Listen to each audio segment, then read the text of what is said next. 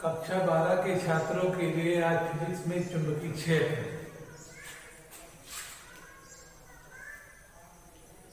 चुंबकीय क्षेत्र किसी चुंबक के चारों ओर का वह क्षेत्र जिसमें किसी चुंबकीय सुई को रखने पर चुंबकीय सुई पर एक बल आघूर्ण कार्य करता है और चुंबकीय सुई एक निश्चित दिशा में ठहर जाती है, उस क्षेत्र को चुंबकीय क्षेत्र कहते हैं। इसी प्रकार अर्नेस्ट ने एक प्रयोगों द्वारा सिद्ध किया, जब किसी तार में विद्युत धारा प्रवाहित होती है तो उसके चारों ओर एक चुंबकीय क्षेत्र उत्पन्न हो जाता है।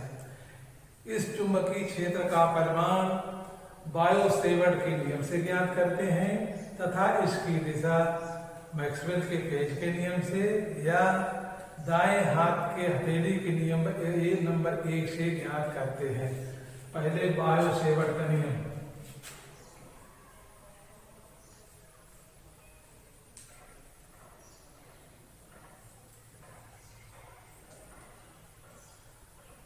बायो-सेवर्ट का नियम, यदि किसी चालक तार में धारा प्रवाहित हो रही है, इसमें प्रवाहित होने वाली धारा आई है, इसके सूक्ष्म लंबाई डेल्टा एल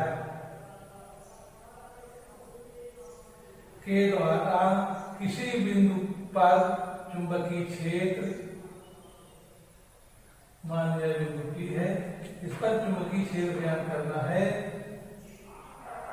चालक से इसकी दूरी r है, ये दूरी चालक से थीटा कोण बना रही है, तो बायो-सेवर्ट के अनुसार इस अल्प दूरी से, चालक के अल्प लंबाई से इस बिंदु P पर चुंबकीय क्षेत्र की तीव्रता चालक में प्रवाहित धारा के अनुक्रमानुपाती होती है, अर्थात delta P proportional to I। पहला। दूसरा, अल्प लंबाई और बिंदु को मिलाने वाली रेखा लंबाई से जो कोण बनाती है, इसके साइन के अनुक्रमानुपाती होती है, अर्थात डेल्टा B अनुक्रमानुपाती होगी साइन थीटा की। तीसरा, इस अल्प लंबाई के अनुक्रमानुपाती होती है, अर्थात delta B directly proportional to delta L। चौथा, चुंबकीय क्षेत्र अल्प लंबाई से बिंदु की दूरी के वर्ग के व्युत्क्रमानुपाती होती है, अर्थात delta B inversely proportional to r²। इन सबको जब इकट्ठा करेंगे तो delta B directly proportional to I delta L sine theta upon r², या delta B equal to μ0/4 pi delta L I delta L sine theta upon r², जहां μ0/4 पाई एक नियतांक है जिसका मान μ0/4 पाई, इसका मान होता है 10⁻⁻7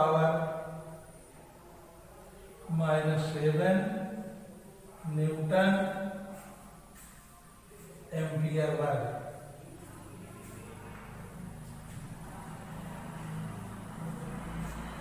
μ0 माध्यम की चुंबकशीलता है। यह चालक तार जिस माध्यम में रखा हुआ है उसकी चुंबकशीलता μ0 है। μ0/4 पाई का मान 10⁻⁻7 न्यूटन प्रति एम्पियर वर्ग होता है। इस प्रकार किसी भी बिंदु पर चुंबकीय क्षेत्र का परिमाण ज्ञात कर लेते हैं। देते हैं। अब इस चुंबकीय क्षेत्र की दिशा बिंदु P पर चुंबकीय क्षेत्र की दिशा किधर होगी, इसके लिए दो नियम हैं। पहला हथेली का दाहिने हाथ का नियम, दाएं हाथ की हथेली का नियम नंबर 1।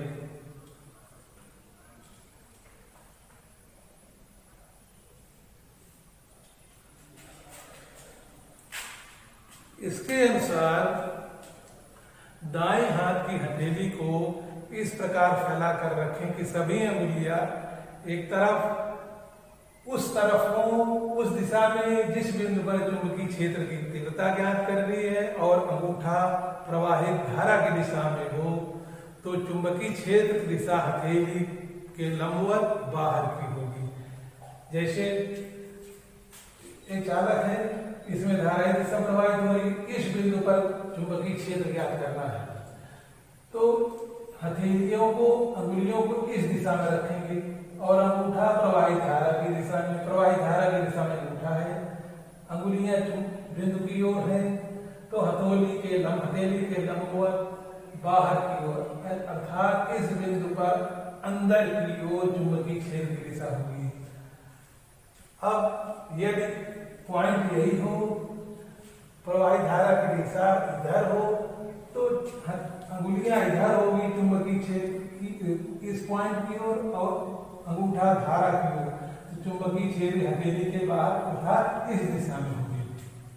इस प्रकार चुंबकीय क्षेत्र का परिमाण बायोसेवर्ट के नियम से और दिशा हथेली के नियम नंबर 1 से ज्ञात करेंगे। दूसरा है मैक्सवेल का पेंच का नियम।